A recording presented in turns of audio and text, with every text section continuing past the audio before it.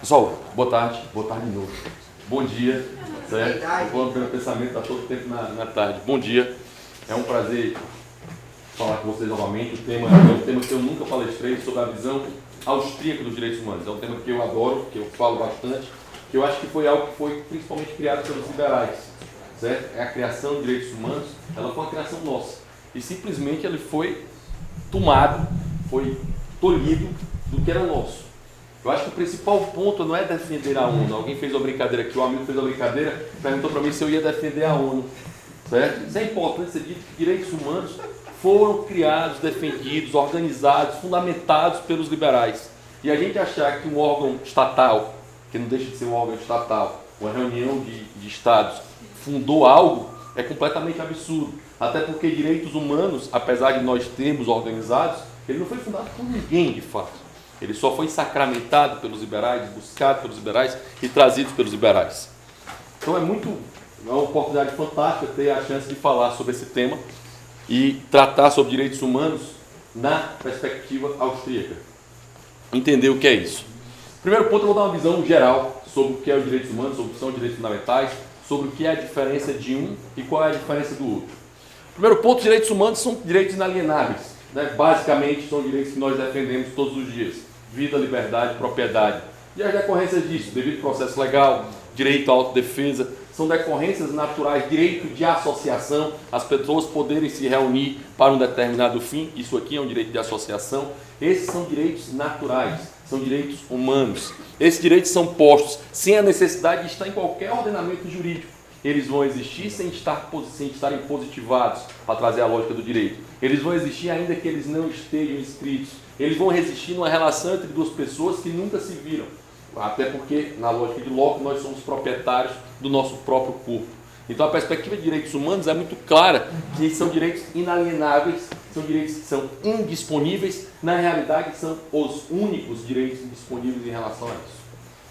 Com o tempo, foram criados alguns outros direitos sociais, que são direitos de segunda geração, de segunda dimensão, só que esses direitos não eram, obviamente, direitos humanos. Eles não estavam ali para serem direitos humanos. Eles não conseguiam porque não eram direitos individuais, não eram direitos do ser humano. Eles eram direitos de uma massa coletiva, disforme, um povo que não é ninguém, certo? E eles acabaram usando um truque semântico para dizer que esses direitos humanos passavam a ser direitos fundamentais. Ou seja, colocaram, se você estudar direitos humanos na lógica do direito, direitos humanos e direitos fundamentais estão em igualdade. E a diferença que fazem é, os direitos humanos não precisam estar escritos. Os direitos humanos, quando estão escritos, são direitos fundamentais. Então, se eu posso escrever direitos humanos tornando eles escritos, esses direitos fundamentais se tornam direitos humanos e ganham o mesmo pé de igualdade. Olha o truque semântico. Eles trabalharam de forma para estabelecer que aqueles direitos sociais, direito a transporte, direito à saúde, direito à educação, por exemplo, eram direitos fundamentais e os direitos fundamentais são iguais aos direitos humanos, ou seja, eles estão em pé de igualdade. Então esse foi um truque semântico fantástico. Os caras trabalharam até construir a teoria no sentido que direitos fundamentais são aqueles postos na Constituição, são aqueles escritos. Thomas Jefferson tinha muito medo da Declaração de Direitos Humanos, da Declaração de Direitos, Bill of Rights, de lá, porque ele disse que é muito perigoso eu escrever direitos humanos, porque eu acabo entendendo eles de forma taxativa, certo? Mas direitos humanos, de uma forma básica, vão ser vida, liberdade, propriedade. Alguns marcos históricos desses direitos humanos. Houve alguns momentos clássicos, momentos do mundo ocidental. O Jean fez um artigo há pouco tempo, o Jean-Luc Lorenzon, dizendo que na cultura mundial, os direitos humanos eles não têm uma data, eles não têm um corte. Obviamente, para o mundo ocidental, eles têm um corte claríssimo, certo?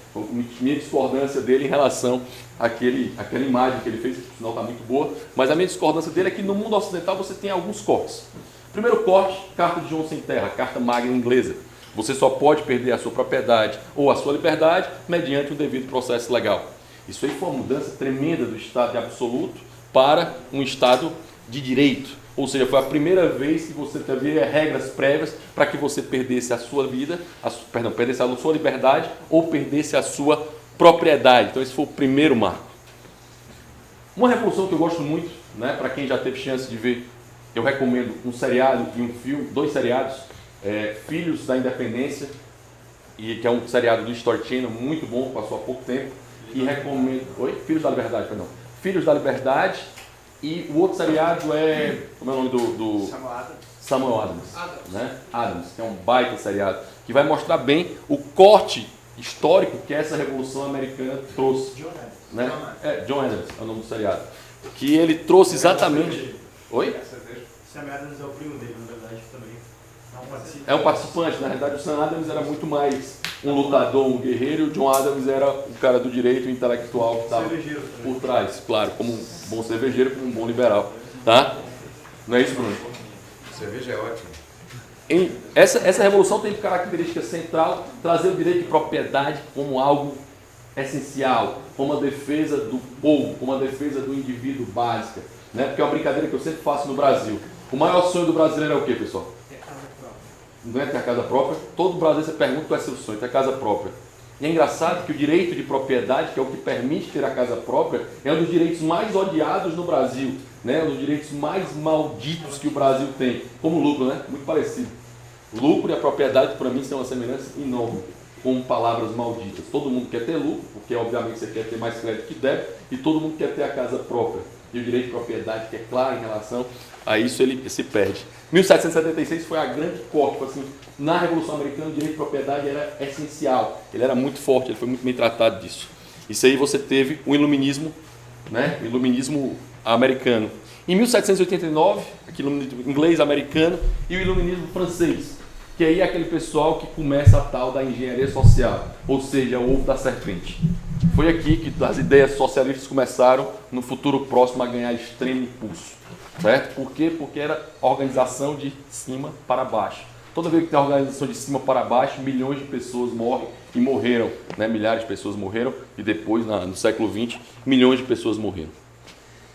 Até aqui você vem numa sequência de vida, liberdade e propriedade muito clara. Né? Isso é claríssimo. Você tem a Revolução Bolchevique, que aí você tem os direitos sociais, você tem uma Constituição mexicana acontecendo, você tem a Constituição, que aí, o pessoal do direito, os seus professores devem dizer que é a melhor Constituição do planeta Terra, chamada Constituição de Weimar. Né? Essa desgraçada dessa Constituição foi a primeira que trouxe a ideia de função social da propriedade. Uma ideia muito clara. A função social da propriedade permite que um ente maior do que você defina que aquilo ali não cumpre uma função social. E essa perspectiva, nesse período histórico, ele permitiu que Hitler, com base nessa Constituição, tocasse, administrasse todo o período nazista. Para vocês terem noção, essa Constituição não foi modificada. A tal Constituição que os seus professores do direito vivem elogiando foi a Constituição que Hitler usou, certo? E essa Constituição traz a primeira vez a ideia de Constituição previdenciária, ou seja, o Estado está ali para cuidar de você. Né? Foi exatamente a mudança de perspectiva em relação a isso, que aí os direitos sociais começam a ganhar muita força, extrema força. Né? Baseado em ideologia anterior, baseado em livros mentirosos do Sr. Engels, que disse que as condições da fábrica eram de um determinado período, na realidade eram de outro período, 50 anos anteriores, e essas ideias foram aparecendo. Em 1945, logo após a Segunda Guerra, nós temos um primeiro momento de fundação da ONU, certo? Que aconteceu, uma perspectiva de ter uma declaração de direitos humanos que aconteceu em 1949, essa declaração do indivíduo. Essa declaração é ruim? Não acho ela totalmente ruim. Ela tem um artigo 3º que eu adoro, que é o direito à autodefesa. Eu sempre uso isso quando o socialista vem encher meu saco em relação ao direito a se armar, o direito a você ter a sua autodefesa. Nessa sequência, você ouve 3 gerações de direitos humanos acontecendo. A primeira geração de direitos humanos, isso eu estou dando um corte geral, tá? Depois eu vou dar a perspectiva austríaca. A primeira geração de direitos humanos, ela trata exatamente da ideia de vida, liberdade e propriedade. Ela vai ali até o começo e final da Segunda Guerra Mundial. Quando começa a Segunda Guerra Mundial, os direitos sociais vêm com uma força tremenda, a Constituição de Weimar, a Constituição mexicana, e essa segunda geração ela vem com a ideia do direito da coletividade, ou seja, eu vou ter um direito para o direito social dos trabalhadores, esse direito de uma determinada classe. Eu vou ter um benefício para essas pessoas. É o que vai ser chamado no direito de direito positivo. Né? Você tinha direitos negativos na primeira geração e você passa a ter direitos positivos. Eu odeio essa expressão de direitos positivos. Na verdade, o que você vai ter é expoliação legal. É roubo legalizado. Né? Eu gosto muito da expressão de Hans Kelsen, né, que era um positivista, mas ele dizia que o Estado tinha autorização legal para roubar. Ele fala isso na Teoria Pura do Direito. Lá, para a página 200 e pouco, ele vai falar sobre isso. E é interessante que é exatamente o que acontece nessa segunda geração. Um povo é escravo para ter que pagar para outro povo receber esses direitos. Ou seja, você passa a usar o Estado como benefício próprio. Você passa a ter interesse em que você vai ser beneficiado com isso. Está devagar, Marcos? Tá? Você vai ser beneficiado com isso. O direito de terceira geração, que são os direitos meta-individuais, vai ser o direito do consumidor, o direito dos contribuintes. Vai ser uma ideia que você não vai ter um grupo, você não vai ter vai ter ideia de interesse difuso e não de interesse coletivo. Aqui eu vou ter de interesse coletivo, ou seja, de uma classe. O pessoal que está aqui no Summer School é um coletivo. Olha aí, vocês são coletivos nisso? Não. Certo? Mas é só para explicar a perspectiva deles. Tá? No método individual, os leitores do Instituto Mises Brasil é difuso, tem interesse difuso. Então você vai ter essa perspectiva de mudança em relação a isso. Até aqui para o liberal, quando começa a chegar a segunda geração, a terceira geração, vai doendo na alma, certo? Vai doendo na alma porque, enfim, é uma forma que eu passo a usar o Estado para beneficiar aquele grupo que me interessa. Inclusive, coincidentemente, aquele que eu faço parte. Né? Você vai se auto-beneficiar com aquilo que vai lhe interessar. Um senhor chamado... Oi? Não seria ali colocar como gerações dos direitos humanos, né? Mas não seria melhor falar só em gerações de direitos, já que tu disse dos direitos humanos? É porque... Não, eu tô no mainstream aqui, tá? Eu tô no mainstream aqui. Para o mainstream, direitos humanos, direitos fundamentais é igual. Né? Eu tô aqui no mainstream. Para mim, para aqui. Pois é. Para mim, para aqui. Eu vou voltar lá, mas para mim, para aqui. Então, para mim, eu estou no mainstream. Eu estou explicando para muita gente que nunca viu essa explicação qual é a lógica dos direitos humanos aqui. Um professor do Nordeste, professor da minha terra, de Fortaleza, chamado Paulo Bonavides, ele não só parou na terceira geração, ele muda de geração e vai para a dimensão. Porque a perspectiva dos caras é o seguinte: uma geração não revoga a anterior. Mas como não, bicho? Como não? Ele diz o seguinte: uma geração não revoga a anterior. Elas se complementam, elas se somam. Para um liberal isso é extremamente estranho, porque se a minha vida, a minha liberdade, a minha propriedade é a geração inicial, e se eu tenho a obrigação de pagar para alguém ter algo, eu estou violando a vida, a liberdade e a propriedade. Então como é que não revoga? Ela é claramente contraposta, elas são contraditórias. Né? Uma palavra que o Bruno gosta muito são oxímoros. Ou seja, não tem como eles funcionarem, eles são contraditórios em essência. E essa perspectiva ele vai além, é uma viagem total. Ele tira de geração, ele tira o nome de geração para dizer, ó, uma geração parece que uma vai para a outra. A primeira vai para a segunda, depois vai para a terceira. E ele passa a usar o nome de dimensão de direitos humanos. Ele passa a dizer que os povos na quarta dimensão têm o direito, ou seja, o povo judeu tem o direito de ter o seu local, o seu território, né, de poder ter a sua própria cultura. O povo curdo teria esse mesmo direito em relação a isso. E, por fim, o direito à paz permanente. Aí, na quinta dimensão, ele vai longe.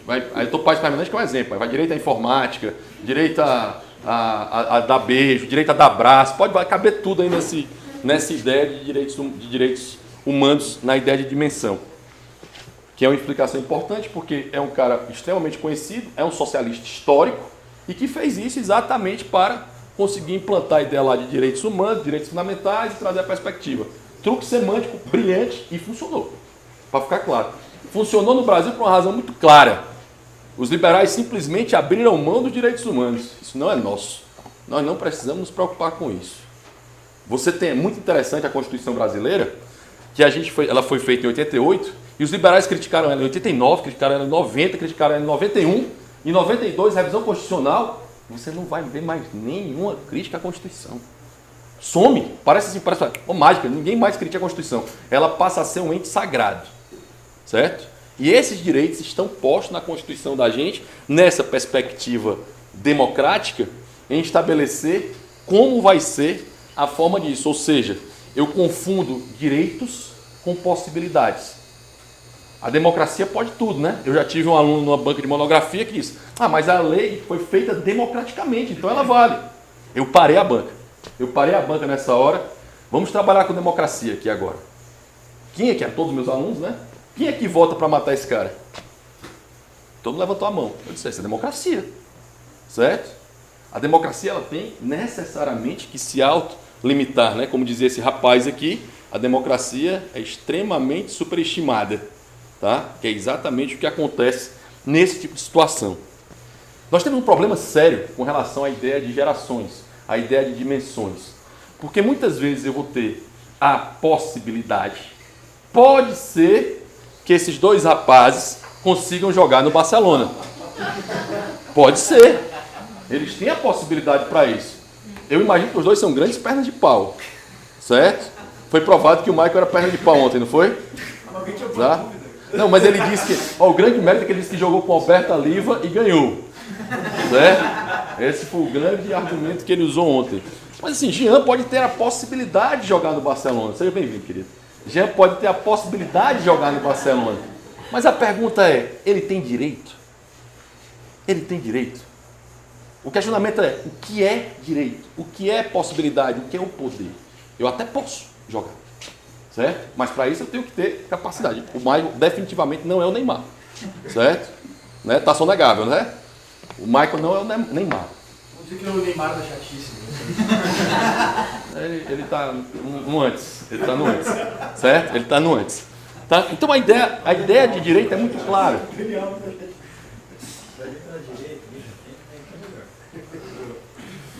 A ideia de direito é muito clara. Ou seja, se eu tenho que pagar algo para alguém, eu não tenho direito. Isso nunca será um direito. E se ninguém puder pagar? E se as pessoas não tiverem condição de pagar? Direito é aquilo que ninguém lhe dá. Ninguém precisa lhe dar o direito à sua vida, ela é sua. Ninguém precisa lhe dar o direito à sua propriedade, o corpo é seu. Ninguém pode limitar e tolher o seu direito à liberdade, você a tem. Obviamente, sua liberdade vai se limitar no outro, não tem jeito. Mas você a tem. Essa perspectiva permite a ideia sempre de almoço grátis. É o que estava discutindo aqui antes. Né? Se você perguntar para um rapaz de 19 anos hoje, você perguntar assim, quer pagar mais tributo? Ele vai dizer não. Quer pagar mais direito? Ele vai dizer, quero mais direito. Passe livre, então, faz um sucesso medonho. Certo? Quero ter mais direito. Mas se você perguntar para ele, Hamilton, se o cara quer mais direito e quer pagar imposto para isso, ele não consegue fazer essa correlação. Roberto Campos repetiu isso inúmeras vezes, que ele dizia que uma das maiores dificuldades do brasileiro era entender causa e consequência. Era entender a relação causal. Ou seja, eu estava no debate já com o pessoal do Passe Livre, eram 7 defendendo aquele negócio, e eu era o único contrário. O Fábio já teve a oportunidade de fazer alguns debates desses, em que você é o único, né, contrário a toda uma coletividade que está lá. E é muito interessante porque você para os caras e diz assim, mas quem é que vocês acham que vai pagar o passe livre que vocês estão defendendo? É o pai de vocês. Provavelmente o pai pobre que vocês têm, que não tem condição de pagar nem o que ele tem hoje. Certo? Ele vai ter que pagar isso. Vocês não conseguem perceber isso. Mas para a gente vai ser de graça. Olha a perspectiva. Para a gente vai ser de graça. Para o meu pai pode pagar, dane-se. Certo? É mais ou menos essa a visão que você tem. Então, na perspectiva austríaca, né? Aí você vem bem claramente baixar, a vida, a liberdade, a propriedade não existem pelo fato dos homens terem feito a lei, terem feito leis. Ao contrário, ela foi feita pelo fato de a vida, a liberdade e a propriedade existirem, é que os homens foram levados a fazer as leis. Ainda que vida, liberdade e propriedade não tivesse no artigo 5º caput da Constituição, ela continuaria sendo um direito. Mas para eu tornar o direito do transporte um direito fundamental, eu tenho que incluir na Constituição. E ele ainda assim não será um direito. Porque eu tenho que pagar por aquilo. E é muito interessante a construção teórica disso. Eu falei rapidamente sobre o direito do trabalho ontem. O pessoal do direito, que estuda direito, vai ouvir várias vezes que o direito do trabalho é um direito indisponível. Férias, 13º, hora extra, são direitos indisponíveis. Já ouviram isso? Quem é do direito? Várias vezes são direitos indisponíveis. É muito interessante que eu tenho casos trabalhistas em que o trabalhador entra com ação pedindo 100 mil reais, 200 mil reais, 1 milhão de reais, aí ele chega na frente do juiz e faz um acordo de 10, faz um acordo de 5. Eu disse, espera aí, bicho, não era indisponível? Se é indisponível, você não pode dispor.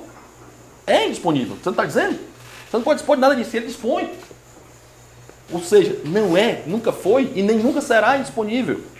E outro detalhe, outro truque semântico, os caras passaram anos para dizer que os direitos sociais são direitos fundamentais, por isso são direitos humanos, por isso o artigo 60 que fala do caput das cláusulas de pedra, para quem não sabe que a cláusula de pedra são normas que não podem ser revogadas na nossa Constituição, eles vão dizer que os direitos sociais, artigo 6º e 7º da Constituição, eles são cláusula de pedra, como são o artigo 5º.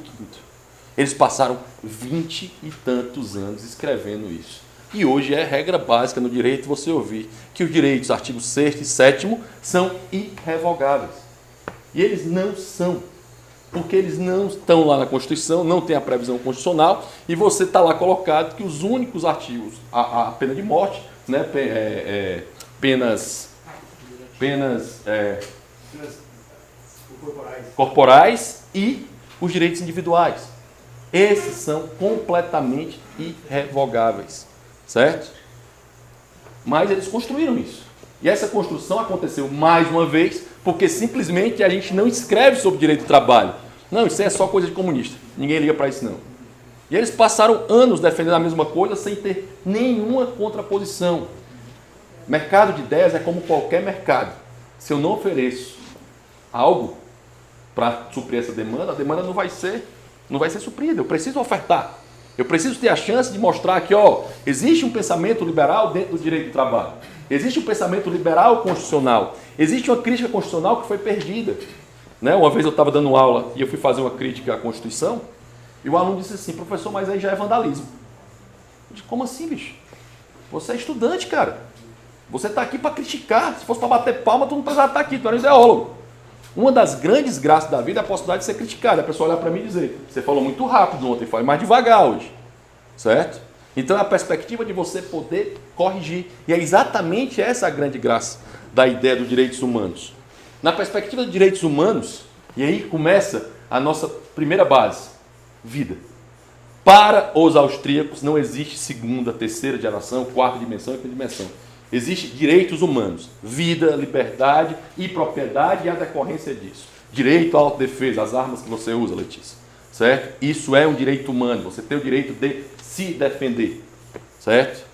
Você tem o direito de se proteger da sua vida. Você preservar exatamente as pessoas que vivem. Aí a discussão tremenda, né, dentro do meio libertário sobre aborto. Eu sou completamente contrário, porque eu acho que vai contrário a qualquer lógica liberal. É vida. Ainda que você tenha dúvida disso, aí é a opinião minha, tá? Ainda que você tenha dúvida disso, na dúvida, pró-vida. Na dúvida, pró-vida. Certo? Aí essa tem dissensão tremenda, tá? No meio libertário disso. Cada vez diminuindo mais.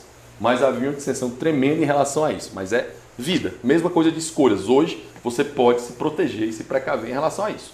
Então se proteja. Certo? Arque com as consequências do seu ato. Nessa perspectiva, a vida está aí como... Aí eu vou além. Na perspectiva austríaca, para mim, vida não é nem direito. Vida é pressuposto. Vida é pressuposto de qualquer direito. Aí eu estou saindo do mainstream e estou entrando no austríaco, tá? Vida é pressuposto de qualquer direito. Dentro desse pressuposto é que eu vou ter o direito à liberdade e à propriedade. Para alguns austríacos, Hoppe, por exemplo, certo? Que segundo o Bruno é marxista, tá? Para alguns austríacos, somente a propriedade. Não consigo conviver com isso porque eu acho a liberdade uma coisa fenomenal. E é exatamente essa ideia de liberdade que está aí colocada como uma ideia de igualdade. Você tem liberdade dentro da mesma regra do jogo, né? O anarquia não está aqui à toa, certo? Você tem a liberdade dentro da mesma regra do jogo. Vocês são iguais perante a lei. Aquela frase do Hayek que eu usei ontem, que é uma diferença extrema, né? Entre querer tornar as pessoas iguais e tratá-las iguais. Quando eu quero tornar as pessoas iguais, eu faço, você já deve ter visto aquele meme do muro, né? Com várias pessoas no muro e um não conseguindo alcançar. Ou então no campo de futebol, o cara jogar, que aí corta as pernas. Vocês já viram essa? Que é exatamente o que o Milor Fernandes dizia, né? O comunismo, o socialismo, essas ideias de direitos sociais, elas estão impostas, né? Não para adaptar a roupa à pessoa, mas para adaptar a pessoa à roupa. Que é exatamente o contrário da ideia de igualdade e de liberdade. Essa perspectiva de liberdade é exatamente a perspectiva de eu me limitar no outro. Né? Aquele conceito básico que a sua mãe e o seu pai disseram desde que você era pequeno, que a sua liberdade vai até onde começa a alheia. Certo?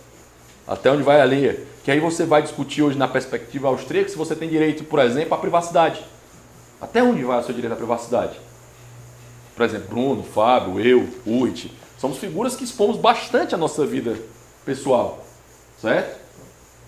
Não, vida pessoal no sentido, a sua vida pública, digamos assim. A sua, está na sua vida pública, está abrindo parte da sua privacidade para as pessoas. Você não pode cobrar nessa hora Caminho inverso. Mas até que ponto vai essa limitação? Tudo bem, a minha vida, vocês sabem quem é o meu filho, eu publico isso, certo? Mas não publico porque eu faço dentro da minha intimidade, só cabe a mim, tá? Qual é o... Oi? Que bom! Que bom, por exemplo, se fosse o Michael ia ser bem complicado falar sobre isso, certo? Né? Então, até onde vai? Né? A liberdade também tem o direito de privacidade. Hoje, no mundo virtual, em que você expõe bastante a sua vida privada, vai, certo? Imediatamente, quando o Bruno publicou a sentença dele, eu fui atrás dele. Eu disse que eu queria saber quem é esse cara, certo? Qual é a limitação que você tem nisso aí? Até onde vai isso? Qual a liberdade de se associar? É muito interessante isso, porque para muitos se pensa que a associação é uma coisa ruim. Né? Se pensa, não, isso não é direito humano associar. Pessoal, todo regime totalitário, uma das primeiras decisões que tem é acabar com o direito de reunião. Isso aqui, se a gente vivesse num regime socialista, era uma coisa ilegal. Certo? Todo regime absolutista detesta que as pessoas consigam trabalhar com determinadas ideias. Isso não tem nada a ver com coletivismo. A ideia é que você está aqui porque você está por uma decisão individual em participar do grupo. E você tem o direito a sair. Você tem o direito de entrar, caso o grupo queira, o aceite, com as regras próprias desse grupo, e você tem o direito a sair. E é aí que começaram as grandes empresas, as grandes oportunidades, o crescimento empresarial, a possibilidade de sociedades anônimas, sociedades limitadas. E aí que começou toda a ideia de direito de associação. Os sindicatos, eles começaram na perspectiva completamente liberal, que foi o direito de associação de determinados trabalhadores para melhorar a qualidade deles. Não é demais. O problema do sindicato foi quando eles começaram a usar o Estado para se beneficiarem, para terem poder. Ou seja, passaram a usar uma máquina estatal de monopólio da força para se beneficiarem em relação a isso. Esse direito de associação tem tudo a ver com a ideia de liberdade. Eu tenho o direito de me associar. Isso é essencial à possibilidade de desenvolvimento e de crescimento. E se perde, e simplesmente se diz, você está no partido político agora, você é comunista. O Fábio é comunista, certo? Você é comunista, porque você está dentro na lógica estatal. Gostei muito do que o Fábio e do que o Bruno disseram, também sou cético em relação a mudanças, mas se a gente não tentar nada, para ficar o que foi feito para trás, é a mesma coisa de querer uma solução diferente para aquilo que a gente sempre fez. Vamos tentar, bicho. Já foi conquistado. Na história da humanidade, tem um livro que eu gosto muito, do Lord Acton, ele tem um livro de História da Liberdade. E a frase que eu uso, que a liberdade sempre vence, não é minha, é dele. Né? Se você procurar, tem um livro da Top Books, tem uma parte que ele fala sobre a perspectiva na história da liberdade e que a liberdade sempre venceu no curso da história. Toda vez que a liberdade venceu a prosperidade, ela volta ciclicamente vencida, certo? E ela ganha exatamente na batalha de ideias. É aí que ela ganha. Lá atrás, ele puxa até Atenas e Esparta, e ele faz a diferenciação exatamente na perspectiva de mais liberdade ou de menos liberdade, um regime mais aberto e um regime fechado, e ele vai exatamente trabalhar com essa perspectiva. E a liberdade sempre venceu, e Lord Acton mostrou isso em vários momentos da história. Recomendo fortemente esse livro.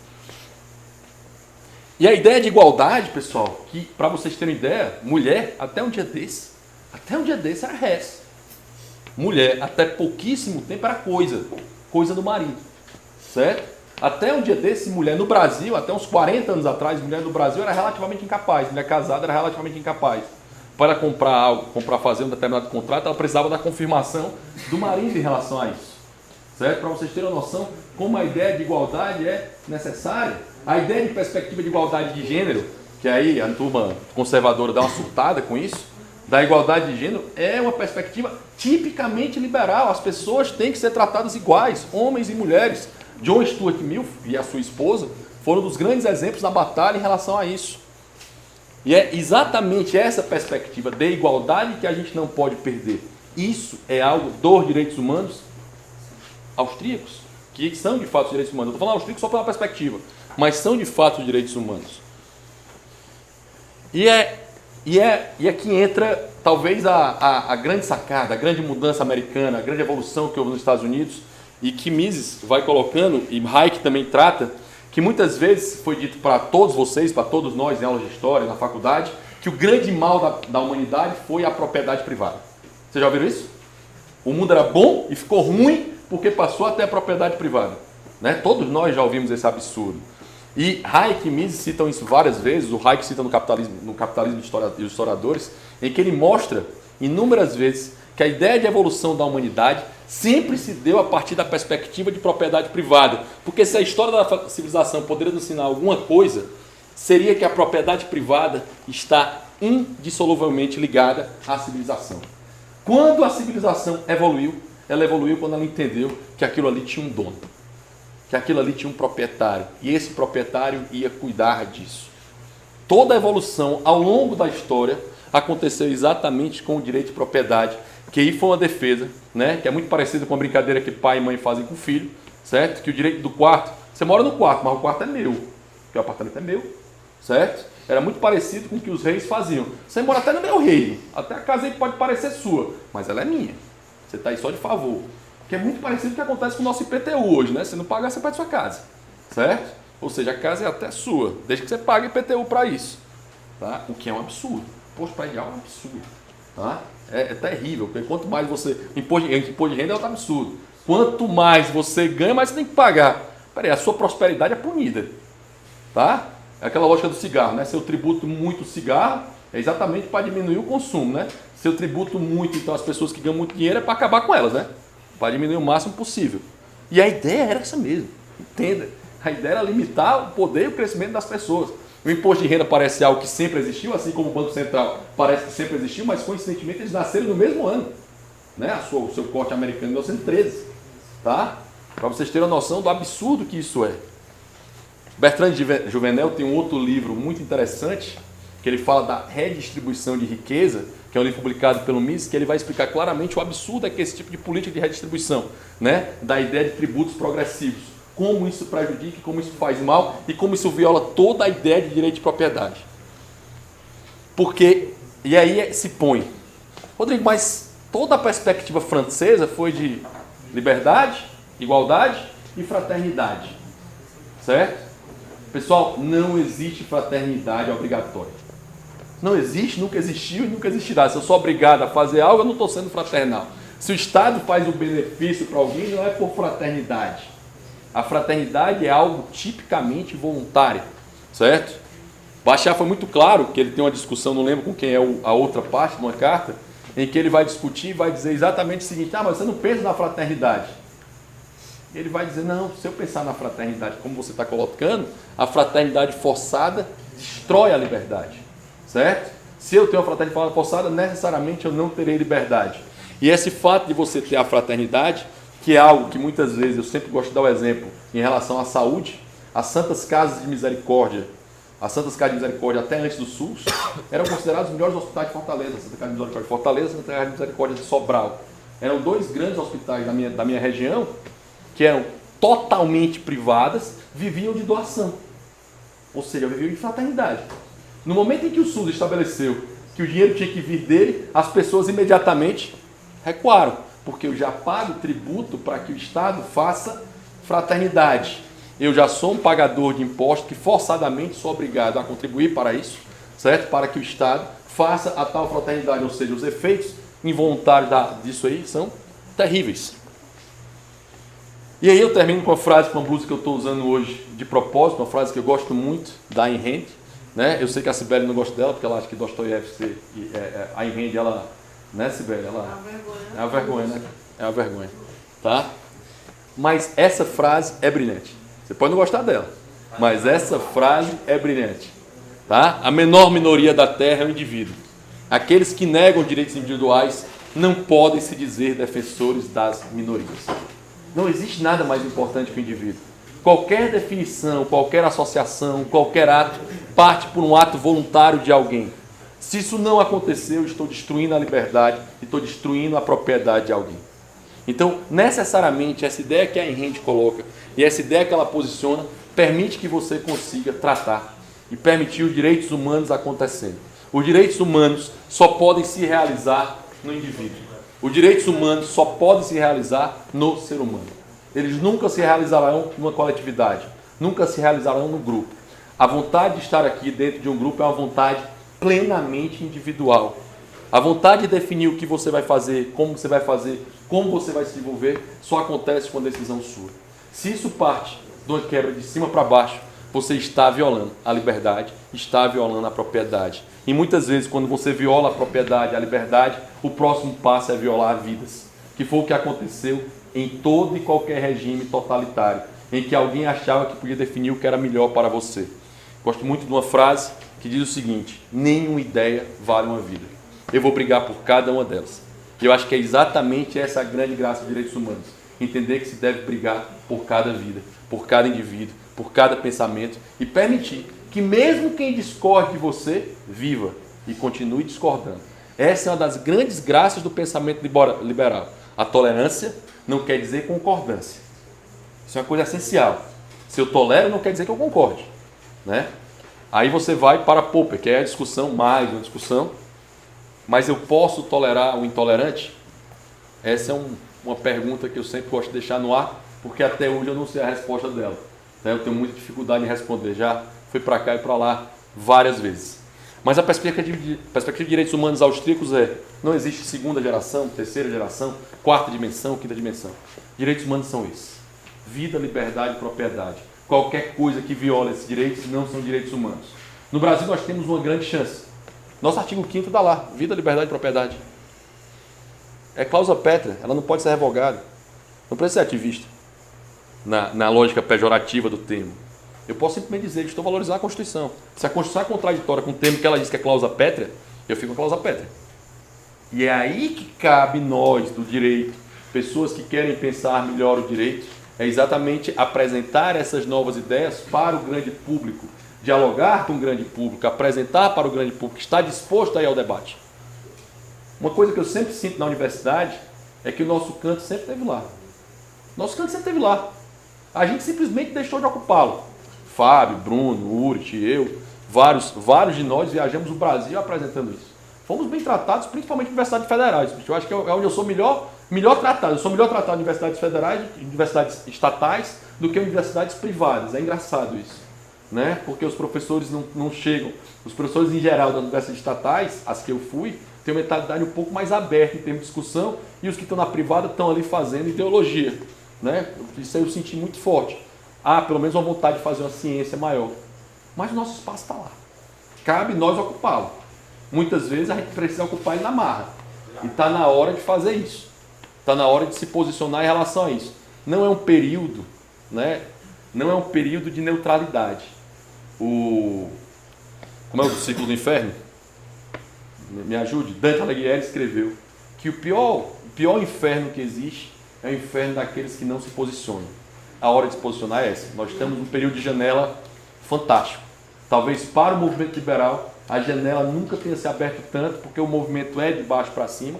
Se começa a ter respostas para todos os aspectos, se começa a estar com a resposta extremamente afiada para isso, e a hora para trabalhar em cima disso é essa. Nós temos que continuar trabalhando dentro das nossas dissensões internas, discussões internas, e é essencial, porque existe debate. Aborto é um debate, certo? Tá? E precisamos conseguir ir para fora. Então, terminando, direitos humanos são o direito individual, o direito da pessoa, o direito personalíssimo de vida, liberdade, propriedade. Muito obrigado.